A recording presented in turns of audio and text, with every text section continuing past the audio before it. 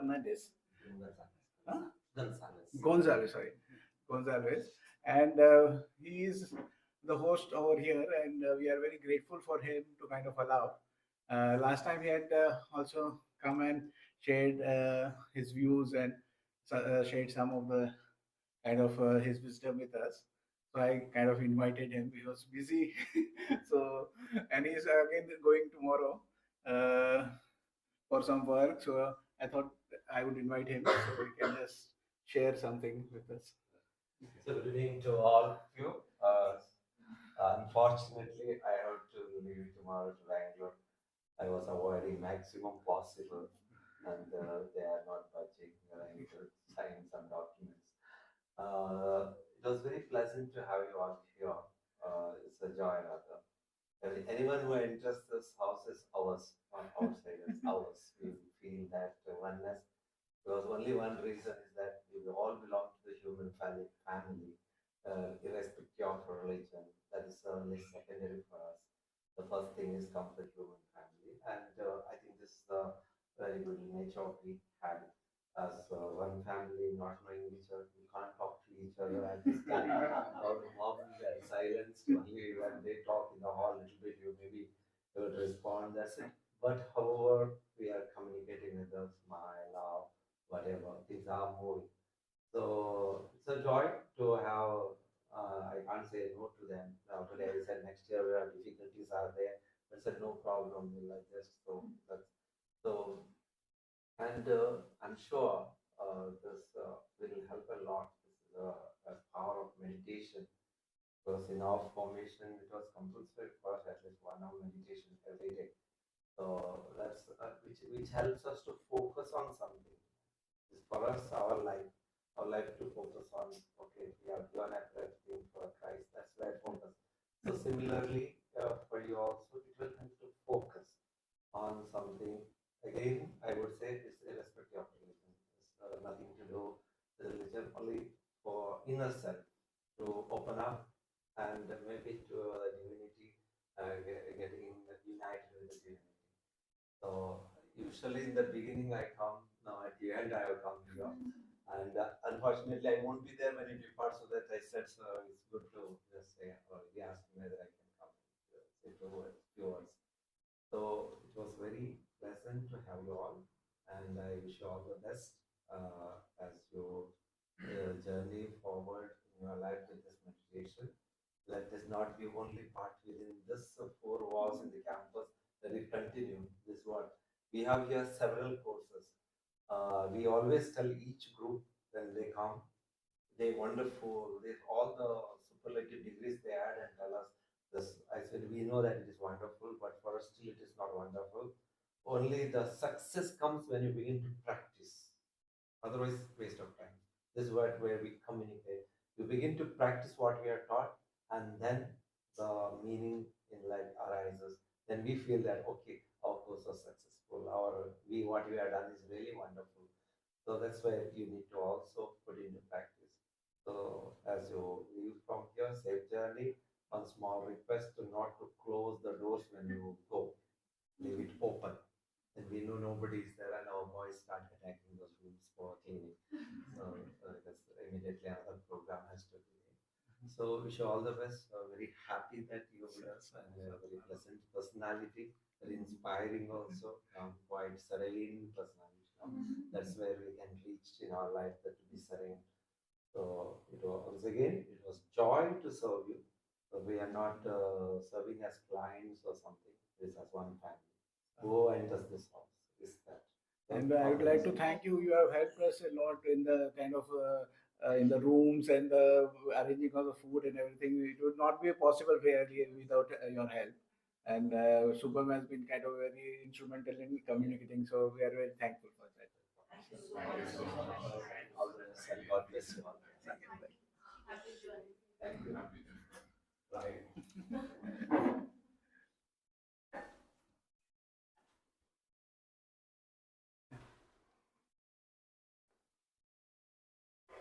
full moon day. Bless me on the path of on the path of liberation. Hold my hand, please. So today is another question answers. It's also a lot of information as you told yesterday. Just go through this. Some people are already bracing them. But these are all information which is in individual chunks. It is possible to kind of just say take it as face value. So as Buddha says that it is beneficial in the beginning, beneficial in the middle, and beneficial in the end. So at any level you kind of experience it, some benefit you will receive. So this is Majjhima Nikaya. So we'll start with Namo Tassa. Namo Tassa Bhagavato Arahato Samma Sambuddhassa. Namo Tassa Bhagavato Arahato Samma Sambuddhassa. Namo Tassa Bhagavato Arahato Samma Sambuddhassa. So this is Majjhima Nikaya 43, Mahāvedalla Sutta, the greater series of questions and answers. Thus have I heard. On one occasion, the Blessed One was living at Savatthi in Jetha's grove, Anathapindika's park. Then, when it was evening, the Venerable Mahakoita. So, Venerable Mahakoita was considered to be the foremost with the analytical knowledge of the Dhamma. Rose from meditation and went to Venerable Sariputta. Sariputta was considered to be the foremost in wisdom. So they were very senior monks, but they were also in the wisdom and understanding, they were very high. So why are they kind of having this conversation and asking questions? This could be because of for the benefit of some of their students. So certain times they used to mention in the sutta also that so many students went with them to listen to the conversation. So, this is helpful for us actually because they had a conversation, we can benefit from their dialogue and exchange greetings with him. When this courteous and amiable talk was finished, he sat down at one side and said to the Venerable Sariputta, wisdom. One who is unwise is said friend. With reference to what is this said, one who is unwise. One does not wisely understand friend. That is why it is said one who is unwise. And what doesn't one wisely understand? One does not wisely understand this is suffering. One does not wisely understand this is the origin of suffering. One does not wisely understand this is the cessation of suffering. One does not wisely understand this is why. This is the way leading to the cessation of suffering. One does not wisely understand. One does not wisely understand friend. That is why it is said one who is unwise. So when you don't understand the problem and the solution, then you are not able to get to the end of whatever is troubling you. So one who is unwise does not know the problem, does not know the reason for the problem, does not know the cessation of the problem or the way leading to the cessation of the problem. So that is the reason he is unwise. Saying, good friend, the Venerable Mahakoita delighted and rejoiced in the Venerable Sariputta's word. Then he asked him a further question. One who is wise is said friend. With reference to what is this said? One who is wise. One wisely understands friend. That is why it is said one who is wise. What does one wisely understand? One wisely understands this is suffering. One wisely understands this is the origin of suffering. One wisely understands this is the cessation of suffering. One wisely understands this is the way leading to the cessation of suffering. One wisely understands friend. That is why it is said one who is wise. So one who knows the problem, the reason for the problem, the cessation of the problem, and how to reach the cessation of the problem. Consciousness. Consciousness is said friend. With reference to what is consciousness said? It cognizes friend. That is why consciousness is said. What does it cognize? It cognizes this is pleasant. It cognizes this is painful. It cognizes this is neither painful nor pleasant. It cognizes friend. That is why consciousness is said. So when there is a contact, there is also a realization that if it is painful or pleasant or neither painful nor pleasant. So we we recognize the word recognize. Okay. So that is we are seeing something once again, then we recognize. So that cognize is the first step which is happening, which is to cognize. Wisdom and consciousness, friend, are these states co-joined or disjointed? And is it possible to separate each of the states from the other in order to describe the difference between them? Wisdom and consciousness, friend, these states are co-joined, not disjointed, and it is impossible to separate each of the states from the other in order to describe the difference between them. For what one wisely understands, that one cognizes. So what one understands, that one cognizes. Okay, so that is the reason it is not possible to separate the consciousness from wisdom. And what one cognizes, that one wisely understands. That is why these states are co-joined, not disjointed, and it is impossible to separate each of the states from the other in order to describe the difference between them. What is the difference, friend, between wisdom and consciousness? These states that are co-joined, not disjointed. So, what is the difference between wisdom and consciousness? The difference, friend, between wisdom and consciousness, these states that are co-joined, not disjointed, is this: wisdom is to be developed. So, we have to develop our wisdom. We have to work on it 6 hours, understand what is happening. So, we have to develop our wisdom. Okay, and that has to be done with the thing which is a practice. Consciousness is to be fully understood.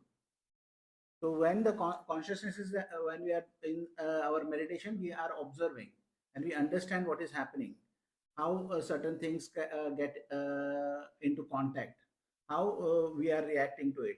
So then we are seeing the work of the consciousness.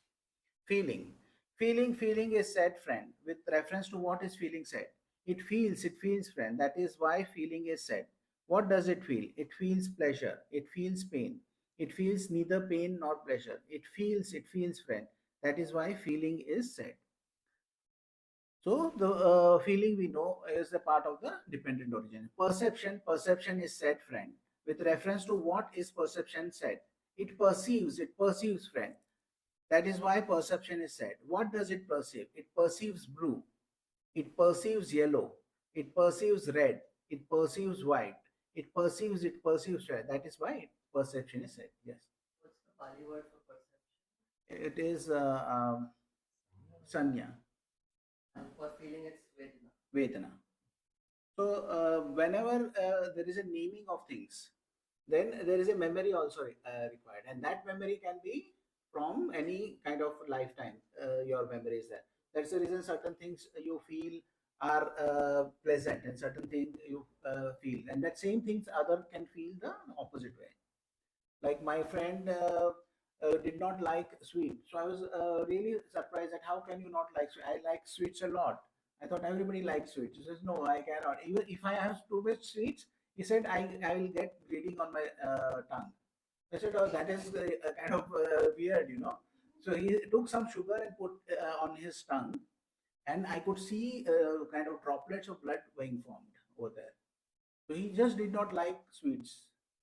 So that is a kind of diametrically opposite reaction to a single thing, a sweet. So there can be so much difference in many things which is there. Like somebody, huh? Vedana is dependent on sankhara.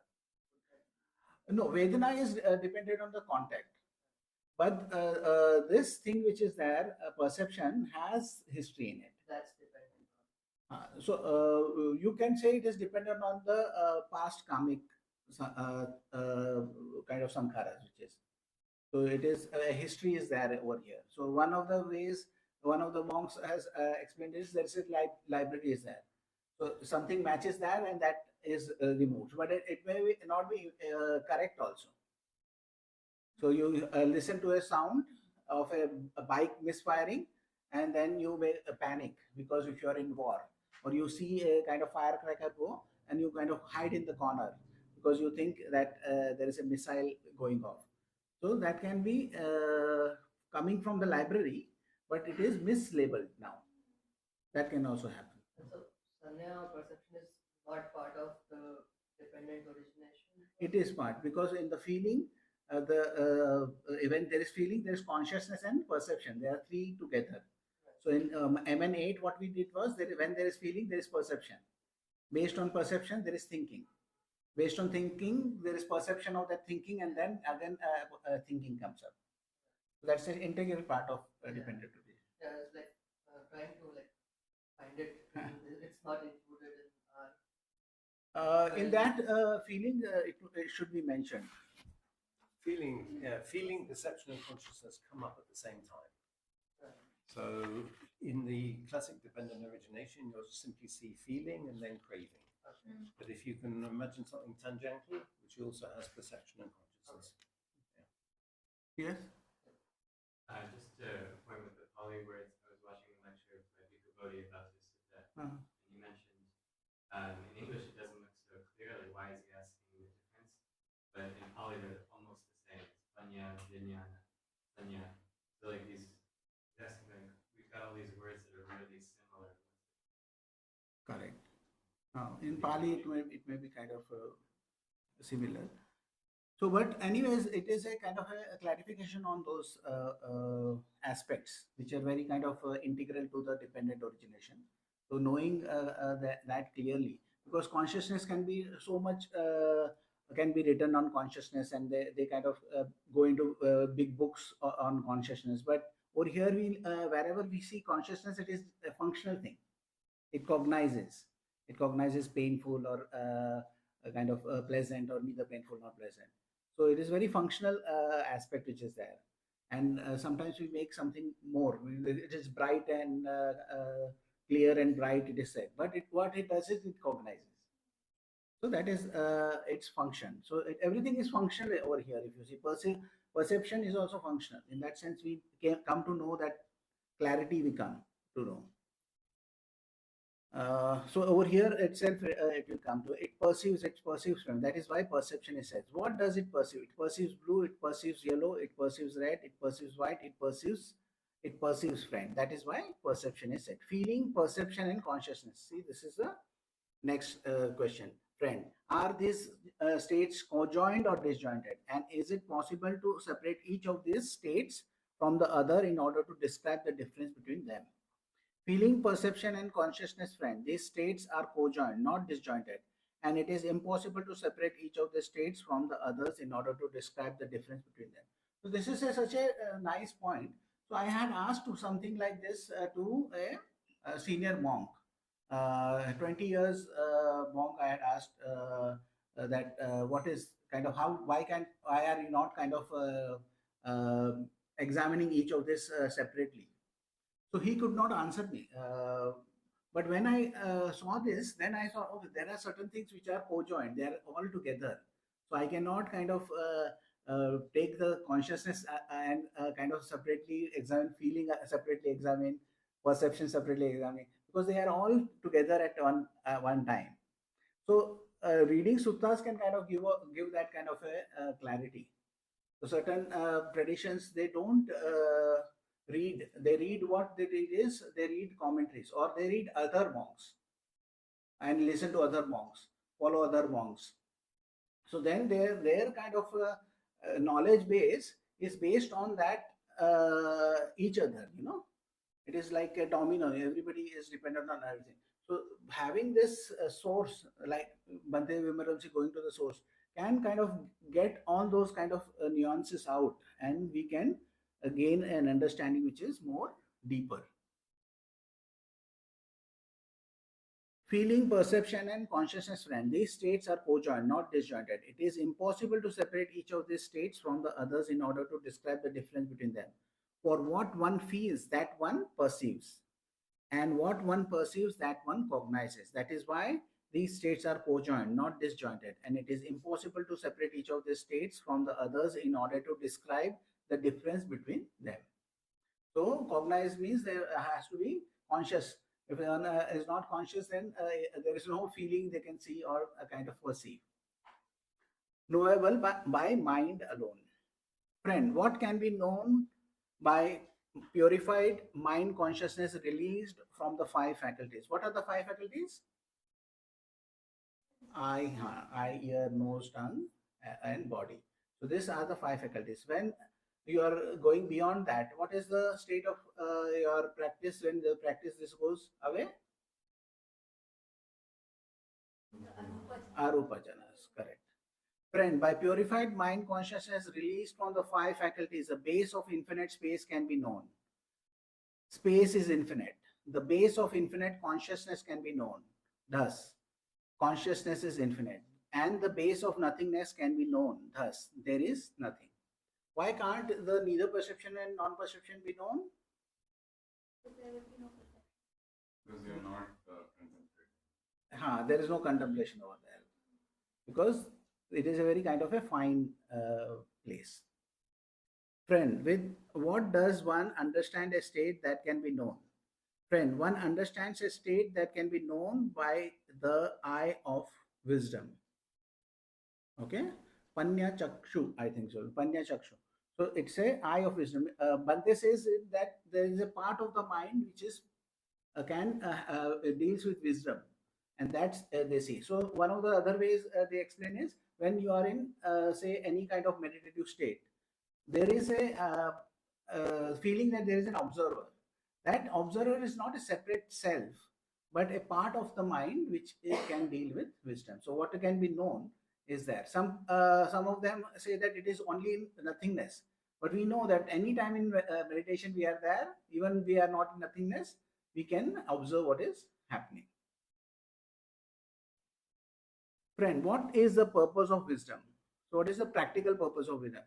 The purpose of wisdom, friend, is direct knowledge. Its purpose is full understanding. Its purpose is abandoning.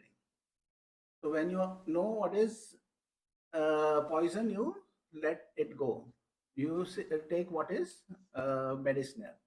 So that is how wisdom is useful, because it has direct knowledge. Because when we are in meditation, what are we doing? We are directly seeing what is happening.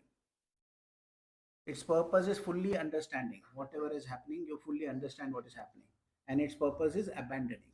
So relinquishing whatever is there. Friend, how many conditions, this is about right view, how many conditions are there for the arising of right view? It is very important, because right view is the start.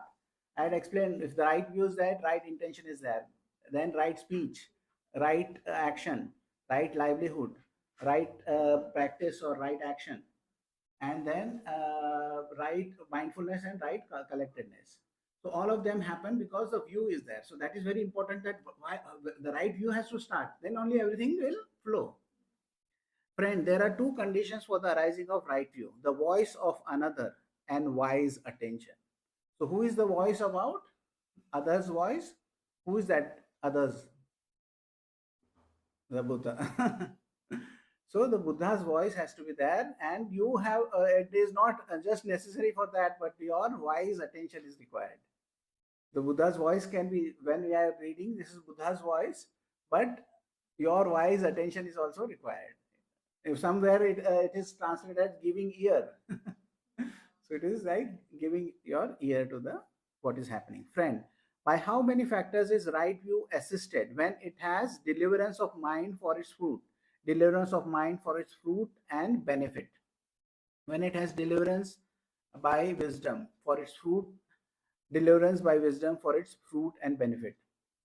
Here, friend, right view is assisted by all these things are there in this retreat. First is virtue. Virtue is Shila. We take the precepts in the morning. So that is the start. Then learning. So what we do in learning, we have Dhammapada verses, we have the reading of the Suttas. That is what the learning is there. Discussion. What is discussion? Question answers. You ask questions and we answer. That is the discussion part which is there. Then there is serenity. Serenity is what? Samatha. And there is insight, which is vipassana. So all of this which is there are part of this retreat. So after this practice, all of this you are getting. So you have the precepts which are there, or virtue, then learning, discussion, serenity and insight. All of this you will get in this practice. Right view assisted by these five factors has deliverance of mind for its fruit. Deliverance of mind for its fruit and benefit. It has deliverance by wisdom for its fruit. Deliverance by wisdom for its fruit and benefit. Deliverance is understanding and going beyond, being. Friend, how many kinds of beings are there? There are these three kinds of being. Sense sphere being. What are the sense sphere being? We are the sense sphere being. No, we have eyes, nose, tongue. All these senses are there. Sense sphere beings. Then there can be animals also, cow, dog.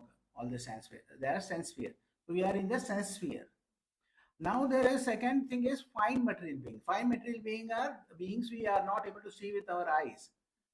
They can be devas or brahmas or all those beings which are there in this cosmos. Okay, we were discussing after a retreat about different dimensions. There's a string theory which says there are 10 dimensions. There can be another world over here in this space, and we are not able to. We are having access to only 4 dimensions, but there can be 10 dimensions. So there are certain things we are not able to access over here. So now we can see that there is a possibility that there are other beings also staying. So many of the times but they used to talk about beings and all these things, but I don't see them, so I can't say confirm or deny. But we can say that they are fine material beings. So they have fine material. Then there are immaterial beings. What would be an immaterial being? They don't have a body also. So if you are say doing meditation which is not of Buddha's practice but any other meditation which you go to arupa jhanas, okay, you go to infinite space, infinite consciousness, nothingness, neither perception or non-perception, and you don't go further than that, then at the time of death your mind will go to those places and only your mind is there. There is no body over there. So it's a very pleasant space which is there because there is no body, there's just the mind, and you can stay in that space for a very long time. Like we talked about one Mahakapa being like one Big Bang. You can stay for 16,000 to I think 84,000 Mahakapas, like 84,000 Big Bang time frames. That will come out. So that's a very fine area. But if you are doing for the wisdom practice, that is a different path. So that is the 3 types of being. How, friend, is renewal of being in the future generated? This is the terms we saw in the last friend. Renewal of being in the future is generated through delighting in this and that. We kind of take pleasure in this and that on the part of being who are hindered by ignorance and fettered by craving. So there is not knowing also, and then we wanting also. Then we are kind of delighting in this and that, and then we want to continue this. Thus the cycle continues. Friend, how is renewal of being in the future not generated? Friend, with the fading away of ignorance, means you know what is happening. And how you can know from happening? From the seeing of what is happening in the present. With the arising of true knowledge. So it starts with ignorance and ends in true knowledge. So not knowing you create all this dukkha, and knowing you end all dukkha. And with the cessation of craving, renewal of being in the future is not generated. First jhana. Friend, what is the first jhana? Here, friend, quite secluded from sensual pleasure, secluded from unwholesome states, a student enters upon and abides in the first jhana, which is accompanied by thinking and examining thought, with joy and happiness born of seclusion. This is called the first jhana. Friend, how many factors does the first jhana have? Friend, the first jhana has 5 factors. Here, when a student has entered upon the first jhana, there occur thinking and examining thought, joy, happiness, and unification of mind. That is how the first jhana has 5 factors. Friend, how many factors are abandoned in the first jhana and how many factors are possessed? Friend, in the first jhana, 5 factors are abandoned and 5 factors are possessed. Here, a student has entered upon the first jhana. Sensual desire is abandoned. That is a hindrance, sensual desire. Ill will is abandoned. Sloth and torpor are abandoned. Restlessness and remorse are abandoned. And doubt is abandoned. And there occur thinking and examining thought, joy, happiness, unification of mind. That is how in the first jhana 5 factors are abandoned and 5 factors are possessed. The 5 faculties. Friend, these 5 faculties each have a separate field, a separate domain, and do not experience each other's field and domain. That is the eye faculty, the ear faculty, the nose faculty, the tongue faculty, and the body faculty. Now, of these 5 faculties, each having a separate field, a separate domain, not experiencing each other's field and domain, what is their result? What experiences their field and domains? Friend, these 5 faculties each have a separate domain. Not experiencing each other's field and domain, have mind as a resort, and mind experiences their fields and domains. So mind is like the central point where all of those contact is there, feeling is there, all of them as experience. Friend, as these 5 faculties, that is the eye faculty, the ear faculty, the nose faculty, the tongue faculty, and the body faculty, what do these 5 faculties stand in dependence on? So they have something which they depend on to function. Friend, as to these 5 faculties, these 5 faculties stand in dependence on vitality. So vitality is like chi, or what is there? It is called ayu in Pali, or prana. So that is what it stands in. So that life force energy which is there, that if that is there, then all this is functional, which is there. So it is called vitality. Friend, what does vitality stand on dependence on? So vitality, this also stands on dependent on something, and that is vitality stands in dependence on heat. So when you see a person, or if you touch a person, you'll see some kind of a warmth is there. So then that warmth is the heat which is there. So it is there. Friend, what does heat stand in dependence on? Heat stands in dependence on vitality. So now they are asking a question. Just now, friend, we understand the Venerable Sariputta to have said vitality stands in dependence on heat. And now we understand him to say heat stands in dependence of vitality. How should the meaning of this statement be regarded? So one is dependent on the other. Yeah. What's the Pali word for heat? Heat is, I think, sorry, one second. Heat is Ushma. Ushma. So Ushma is, it's very near to Hindi. Ayu is like age. Just now, this is dependent. So like consciousness and mind and mentality, materiality are both dependent. So they are also dependent. So he is giving again an example of a lamp over here. In that case, friend, I shall give you a simile. For some wise men here, understand the meaning of a statement by means of a simile. Just as when an oil lamp is burning in its radiance is seen in dependence on its flame. So when the flame is there, you can see the radiance which is there. Okay. So because the flame is there, there is a radiance, and its flame is seen in dependence of the radiance. So if there is no radiance, you cannot see the flame. If there is no flame, there is no radiance. So both are interdependent. So one cannot stay, another cannot go. So they are both are together. So in that same way, they are interdependent. So they cannot be separately be there. So vital formations. So vital formations are like the formations which are functioning. Okay, which is required for functioning. These are the which is can be said that which functions all these formations which are there. Friend, are vital formations things that can be felt, or vital formations are things that and things that can be felt are different? So that's very important because of the previous. They will explain. Vital formations, friend, are not things that can be felt. If vital formations were things that can be felt, then a student who has entered upon cessation of perception and feeling would not be seen to emerge from it. So if they had anything to do with feeling, then a person cannot come after the cessation experience. Because vital formations are one thing and things that can be felt another, a student entered upon the cessation of perception and feeling can be seen to emerge from it. So it is like the ayu, or the what you we consider as a prana. Can the prana be felt? Is there can we feel it? Because we cannot feel it. Because if it was dependent on feeling, then if we go into cessation where there is no perception, feeling, and consciousness, one would not come out of that. One comes out because it is not dependent on that.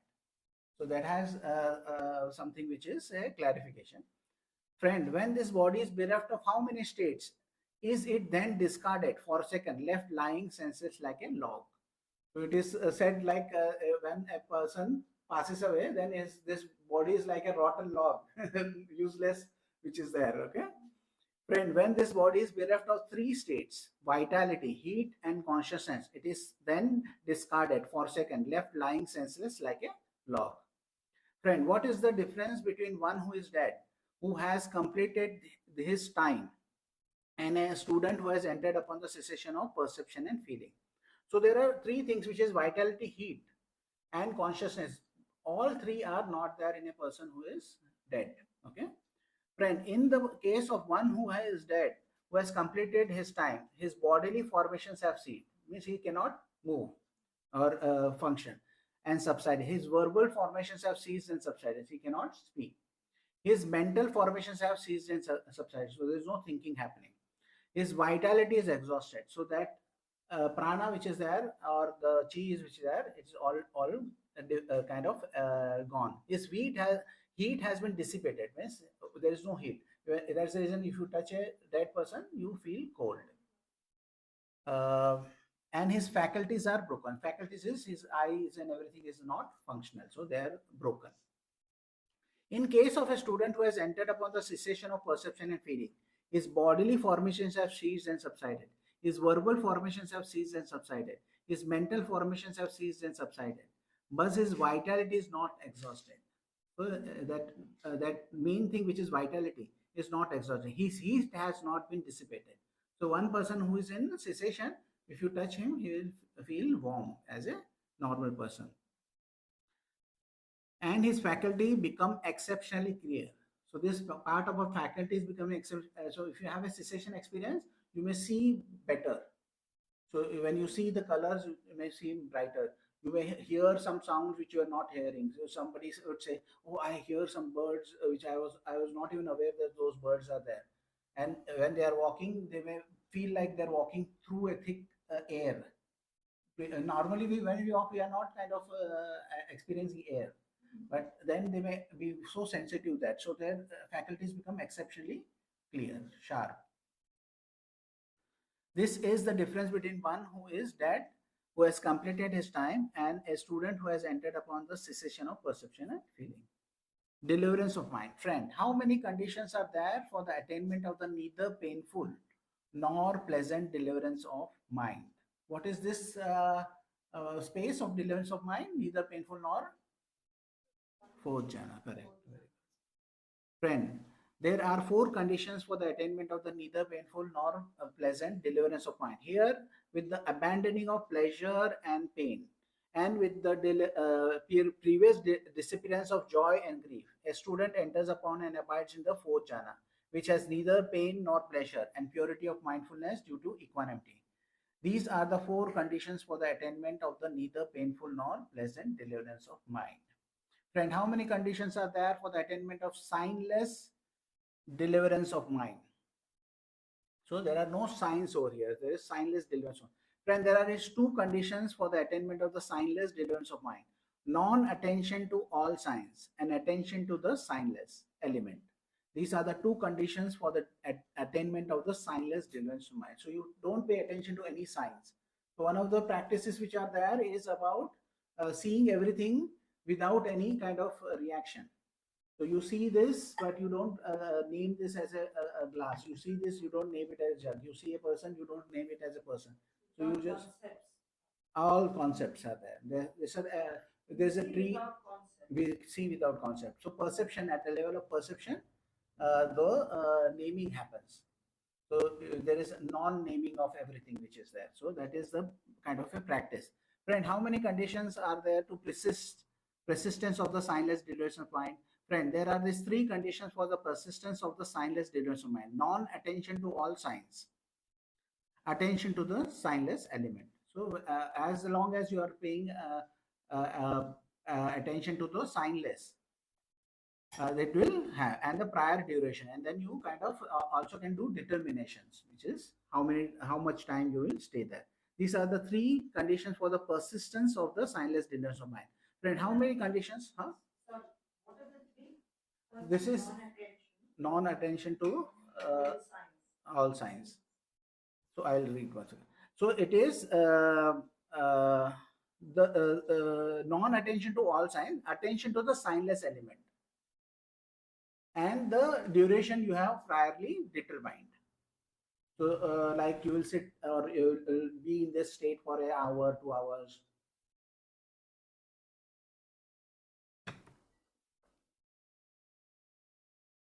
It's no, this is a different practice, so we are not going into that because I am not sure this practice is there. Any I kind of try to search also. Maybe it may be some Zen practices may be doing this, but I don't think there are any practice in my attention that there is a, because then I searched a little bit more about it, and it seems to be different from nothingness. So initially I was thinking it was nothingness, but then later on I was just curious to find out, and then I found out no, this is different, a completely different practice which is there. Then I try to find out any school of thought which is, but there is no school of thought which is teaching that meditation.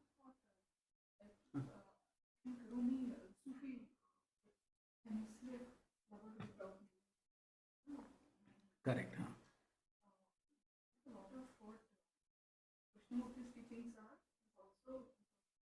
Hmm.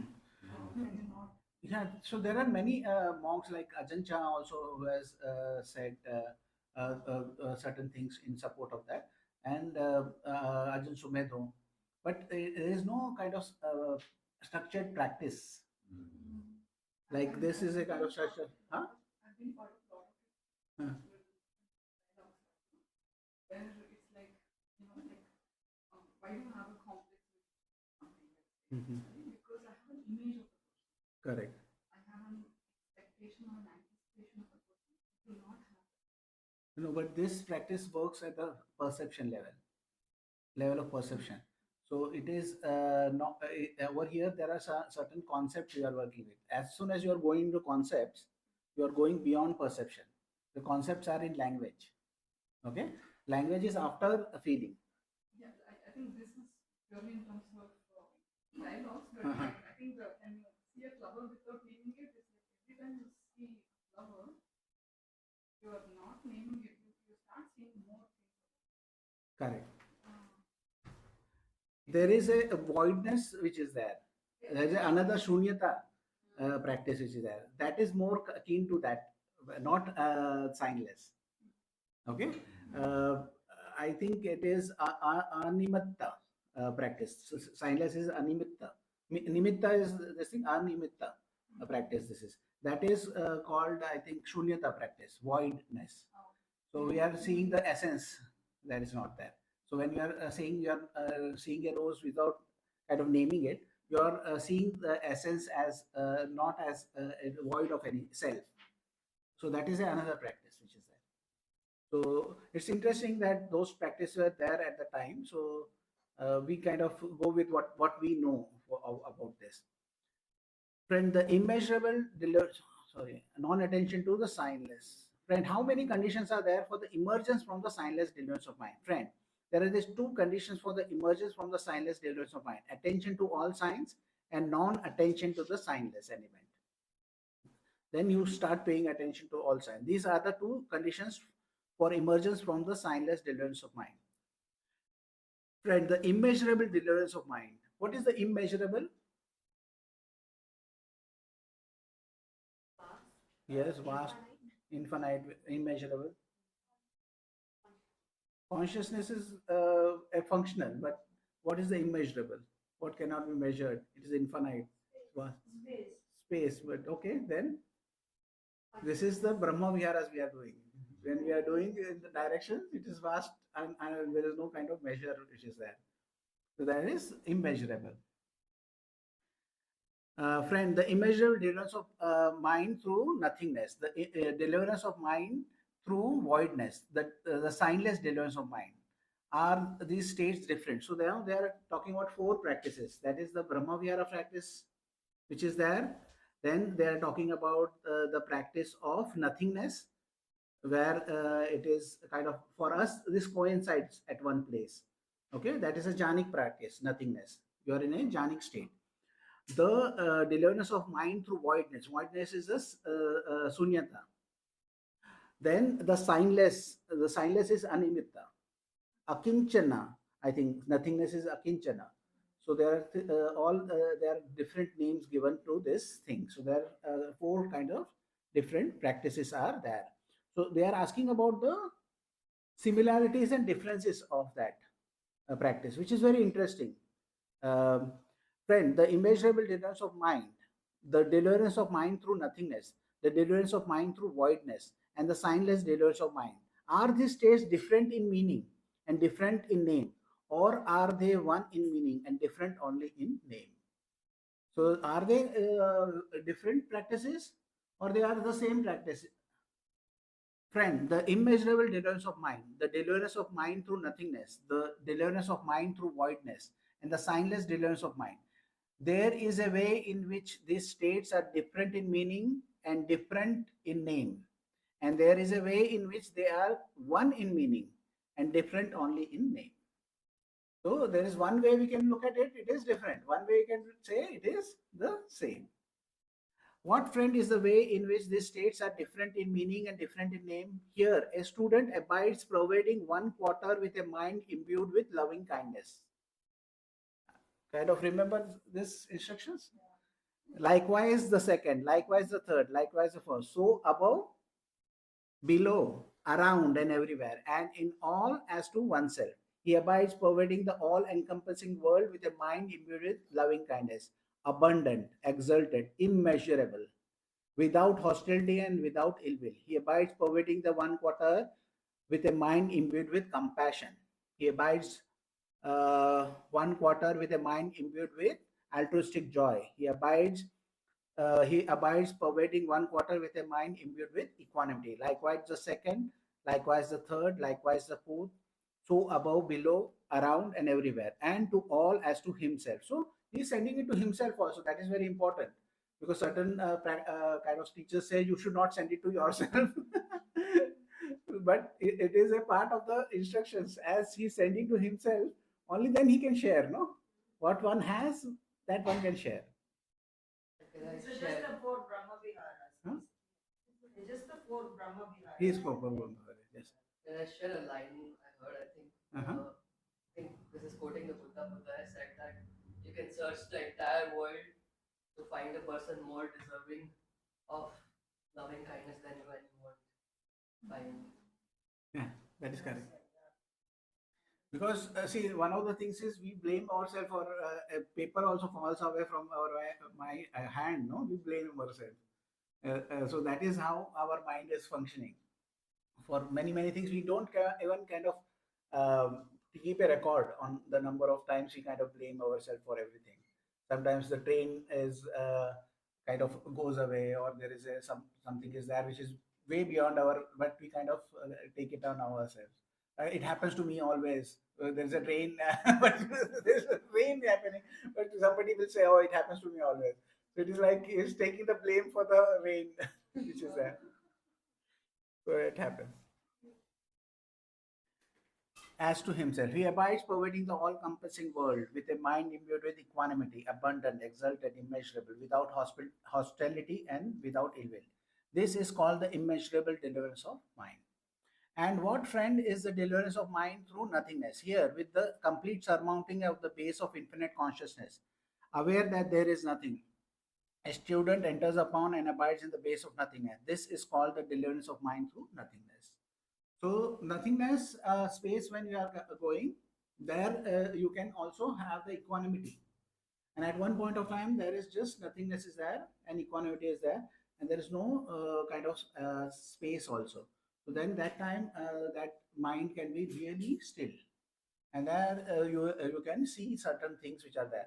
But there is a aspect of attachment which is there, which can be formed at the state also, because that state is very nice, and there is a formation of attachment also which can be, that is also something which you overcome. There are subtle kind of hindrances are that also you overcome in that space. And what friend is the deliverance of mind through voidness? Here, a student gone to the forest or to a root of a tree or to an empty hut recites thus: this is void of a self, or what belongs to self. So he can start with the city, So one of the suttas, he says he goes to the monastery from the city, and he says this monastery is void of all the sounds of the city. Then there only what remains is the sounds of the monastery. Then he goes to the forest, and he said this forest is there. This is void of all the sounds of the monastery. Then he goes to a hut and says this is void of all the sounds of the forest. Forest can be also in a very noisy place. Huh? If you go to forest, there can be a lot of crickets, this, that. There can be a noisy place. Then he goes to the this. Then he says, "Oh, this is void of self. This kuti which is there is void of self." Then he can come to his body. He says, "This is body is void of self. Feeling is void of self. Perception is void of self. The sankharas is void of self. The consciousness is void of self." In that sense, he goes and sees the emptiness, like the flower is there. He'll say the flower is void of self. So all those things is a kind of a inquiry. It's a constant inquiry process which is there. This, I think, Ramana Maharshi, the book Niskevi, that also seems to be very kind of close to that kind of a inquiry which is there. And what friend is the signless deliverance of mind? Here, with non-attention to all signs, a student enters upon and abides in the signless concentration of mind. This is called the signless deliverance of mind. This is the way in which these states are different in meaning and different in name. Signless is a very kind of seems to be an advanced practice because they are working at the level of perception. So I think there should be logical going through a concentration phase. By that concentration phase, go to that space of perception where the perception happens, contact happens, and in that they stay for everything. So if they see a tree, they see nothing over there. In that sense, they just see a shape. If they see this, they don't name it. They kind of be there, and that seems to be a way to kind of go into cessation. The fastest way to kind of go into nibbana seems to be voidness and signless. That is what whatever I we don't know how to do, because I think maybe that time they were more about concentration and your mind says to you, relax. yeah. And I think in 10 days what people can do over here is kind of impossible in that sense. Other meditation practices have 3 month retreats, they have 8 month retreats, they have 2 year retreats. So they are kind of putting in a lot of effort to kind of go into that concentrated space also. So it takes a lot to kind of go into those spaces and experience that. So that quantum of effort which is required is also. And I have seen at least there are a few who are able to take this practice at life and be an example of that practice, and kind of be in life with the loving kindness and kind of function in a way which is uh, example of a kind of a loving kind person. That is also one of those things, and this can happen in 10 days. I will tell you one person was in Malaysia who came. He was a really hard kind of thing because Chinese Malaysians have a lot of hard life. So third day he almost fought with me. Something happened. Then I kind of calmed him down and went. On the 10th day he came and bowed down to me. And he was so, and when he spoke to me, he was like a soft person. And then he used to come every year for the retreat, and he would come with a car and say, "Okay, we want to take." So sometimes he would take us one place to another in his car. And he said the way he did business changed. He was cleaning tanks, overhead tank cleaning his business. So he said, I don't, when there is not required, I tell them it is not required to do. You can wait 6 months and do it. And I say, and then that grew, my business grew because I was being honest. So everybody came to know, okay, he is an honest person. For evaluation, let us get him. So that is how. And now one other person was a oil executive. He left his oil business. Like business means he's a big executive. He was having a nice salary and everything. He left that and he became an agriculturist. He that is with there is a aqua this thing. No, there is a there are fishes are there and they put the aqua culture. Huh? Aquaponics, huh?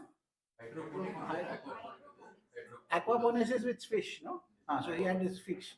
So he took me to the experimental thing also, and then he had warehouses or the government gave him land, which was like bigger than this one building, bigger than and taller than this building, and he had a big scale he converted. So he also came every year. Even if he was not doing the retreat, he would come meet me. He will take me out, whatever you want to tell me, I'll bring. So he was all. So he did only 10 days meditation, only 10 days meditation. It changed his life. So that is this practice which is there has that power to kind of shift perceptions. So that is the reason I'm kind of happy to kind of share this also, and kind of I was happy with birthday also to kind of be. I'm grateful to the birthday and kind of I went to birthday and said in the first retreat itself that I want to kind of be with you and kind of help. So this that is also the kind of benefit of this.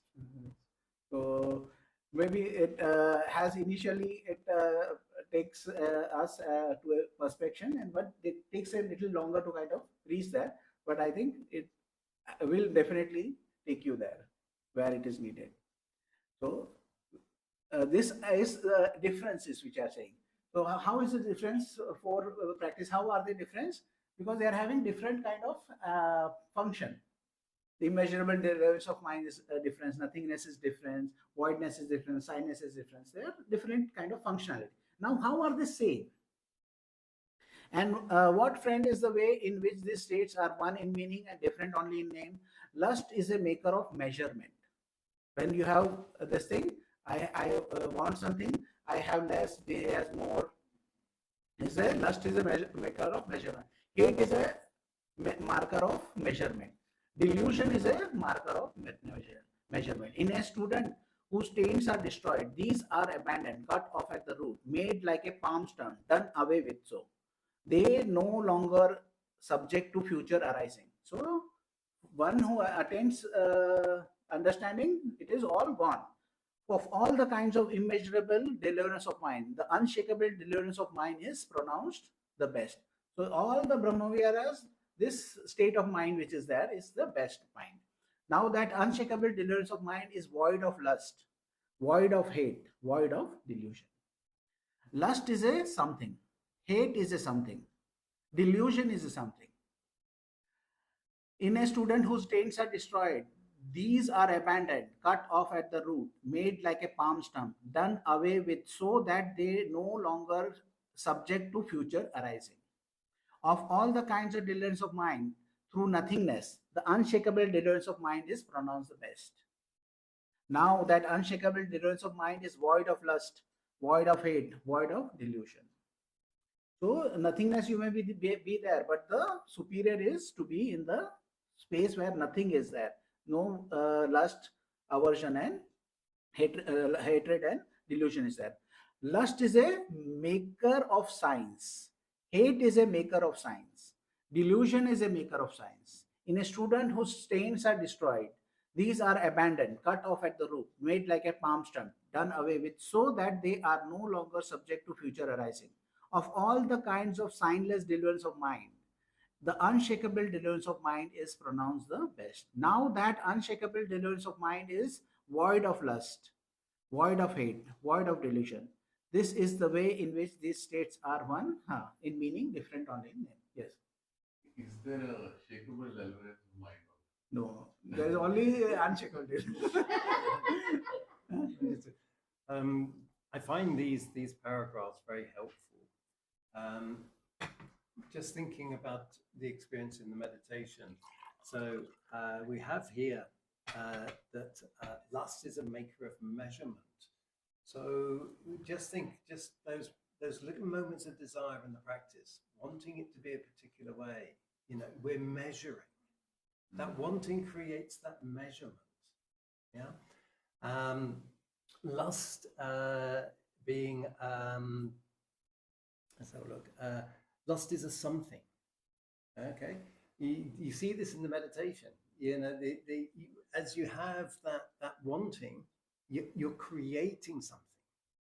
It makes a something. Yeah. And lust is a maker of signs. You know, it creates an object for you to attach to. Yeah. So we just see this as a process that's present in the meditation when the mind settles down. Yeah.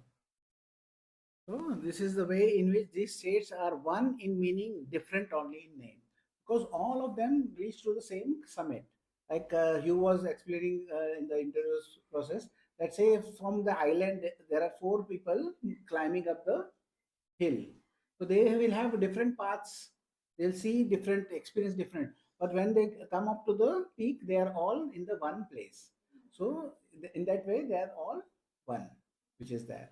That is what the Venerable Sariputta said. The Venerable Mahakoita was satisfied and delighted in the Venerable Sariputta's words.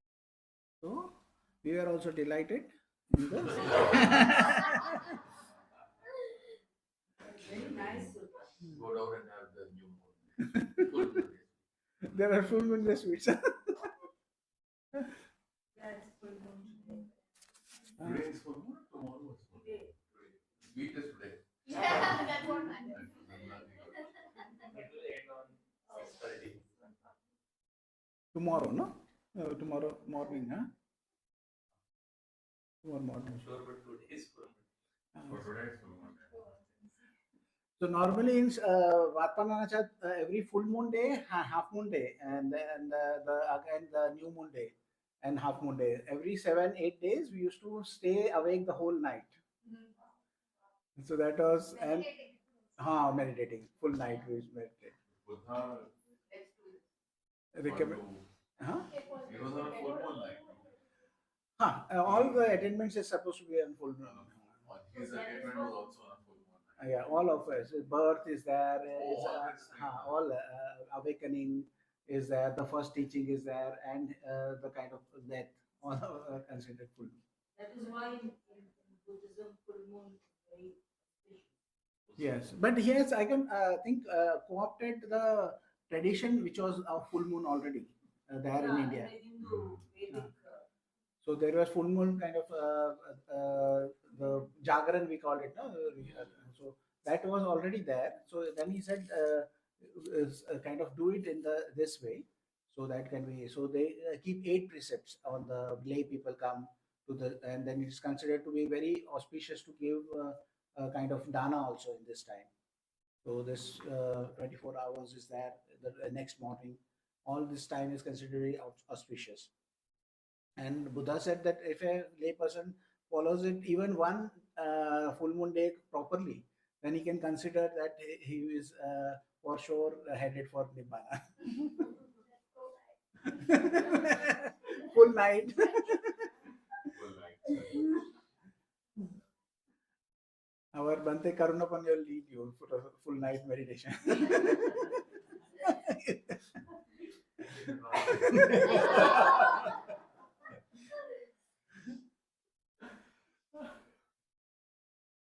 But that can be really experience, the staying full night, and you are always disoriented when you are there over there, because every 7 days, 8 days, you are getting this 3 days, 2 days of kind of normal, and then again it starts. Moon jet lag. Yeah, moon jet lag. Do you sleep the day before? For the No, we cannot. We have more work on the day before. Then there is a laundry day. So then, or there is a cleaning day. Then after on the full moon day, there is a laundry day which is there. Then after that, there is again a cleaning day. So the whole sala is cleaned, the whole is swept. So we do a little bit more work before and after. And then we have a kind of sitting with the. That was the best part, I think. We had a group sitting with the abbot. The Rajan Kevli was there. So we used to all sit together, have a kind of evening tea and coffee, and then discuss things. Then there was only one thing which was there, that they used to have a sona which was made for Ajancha when he was not well. They made a sona for him. They thought it would be helpful for his health. So we used to go to the sona. Where was this? Bhante? It was in Thailand, Vatpananachat. It was a kind of a nice, most of the monks I found were German. Ajahn Kevali himself was German. And most of them were from engineering background.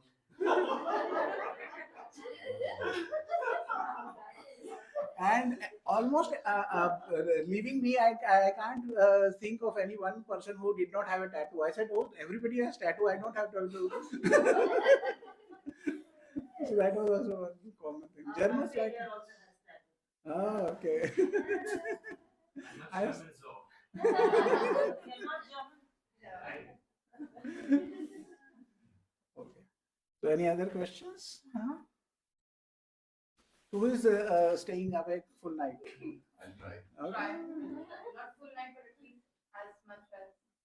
Normally I go out and sit for about an hour Okay. under the moon. Okay.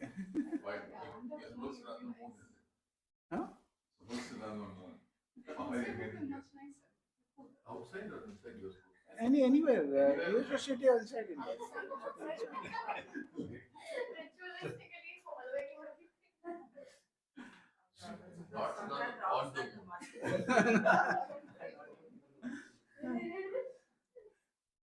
Can we sit as a group outside when we're under the moon, maybe where the garden side is for the meditation, whoever wishes to.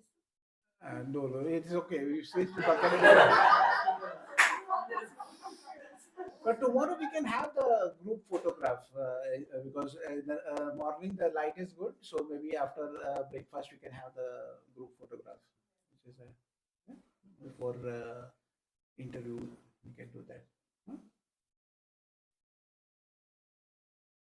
Anything else? Any doubts or? This one was supposed to be counted. Yes, but I was surprised it is 6:40. Yes, I was fast. No question. Very clear Sutta. Yeah. And whenever I read the sutta, there are many suttas, almost every sutta. When we read it again and again, there is some flavor which is there. There is another flavor you get from that. It is surprising.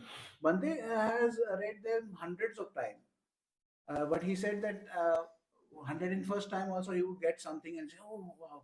As you were saying, I something it feels like, "Oh, I am reading for so many times, but I have not noticed this."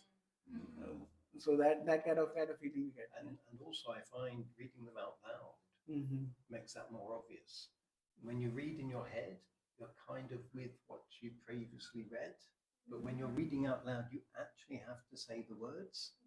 And so there might have been bits which you psychologically just skipped over when you were, yeah. But when you actually have to read them all. The explanation that I heard for this is that it's not the same person who's reading. That is also that. Exactly. Yes, Also, I find that while I'm reading the sutta, I also put the audio on. Mhm. Sometimes the two together, you're listening and you're going sentence by sentence. It works, at least for me, it works. It forces you to completely concentrate. Mm. Mm. But if you just listen, then your mind wanders. Mm.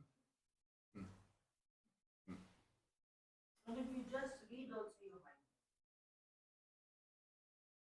Yeah, but that is how you can use it as 6 hours. Your 6 hours and come back in 6 hours. And take the reading as a kind of a meditation, an object. That also helps. That because my mind kind of wanders a lot. I'm dyslexic, so I kind of difficult to kind of stay with words for me. So what I do now is I don't first I used to kind of get frustrated. Now I don't do that. I just relax, re-smile, come back, and just take it as this thing. I wonder, I come back, and I feel that my speed has improved a lot uh, uh, from reading. But reading is a little like Bante is also using a kind of always uses a kind of a letter or a ruler because he feels that the words are going here and there. And something for somebody who is dyslexic. Yeah. Bhante, there was something you mentioned, I think yesterday. You're saying there are two models of meditation moments, and